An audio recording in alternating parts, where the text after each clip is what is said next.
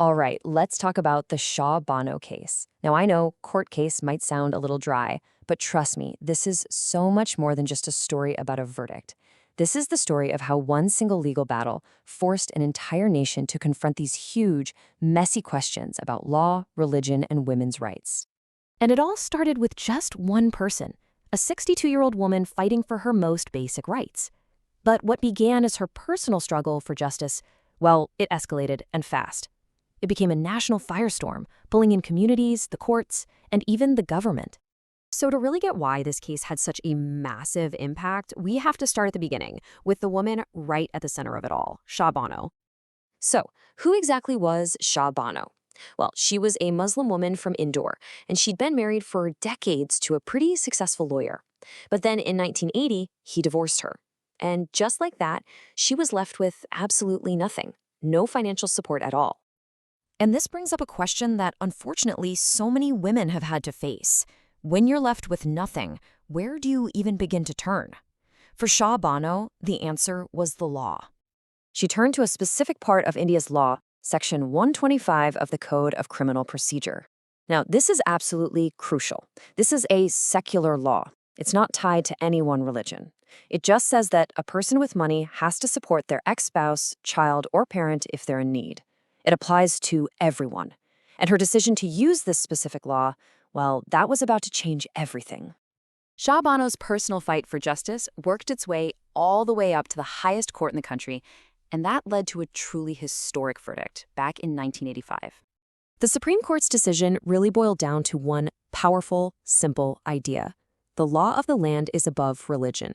They made it crystal clear that a secular law designed to protect vulnerable people applies to every single citizen in the country. Period. So, let's break that down. The court, of course, ruled in Shah Bano's favor. They said Section 125 applies to all Indians, absolutely. But then they went one step further, and this is the step that really ignited the political firestorm. They called on the government to create a uniform civil code, a single set of personal laws for things like marriage and divorce that would apply to everybody, instead of the separate religious laws we have now. And that brings us to what happened next, because a legal victory for one woman quickly spiraled into a political crisis for the whole nation. Yeah, this story was far from over. The verdict was met with some really fierce opposition, especially from conservative voices in the Muslim community. The main argument was pretty straightforward.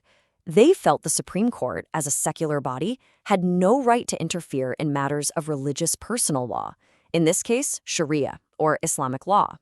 Facing immense political pressure, the government actually responded by passing a brand new law in 1986, and the difference was stark.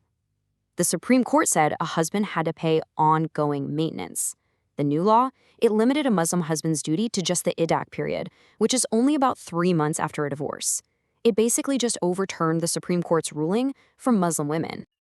So let's just do a quick recap of this whirlwind of events.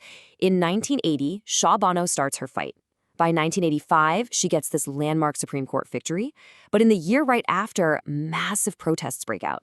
And by 1986, the government passes a new law that pretty much cancels out the court's decision. What a roller coaster. Which brings us to our final question: what's the real significance of this case? I mean, why are we still talking about a legal battle from the 1980s today? Why does it still matter so much? Its legacy is just immense.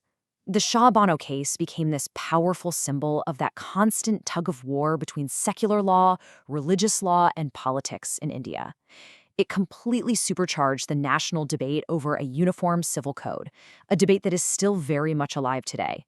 And maybe most importantly, it's a crucial milestone in the long, hard fight for women's rights and gender justice, proving how one person's battle can truly spark a national reckoning.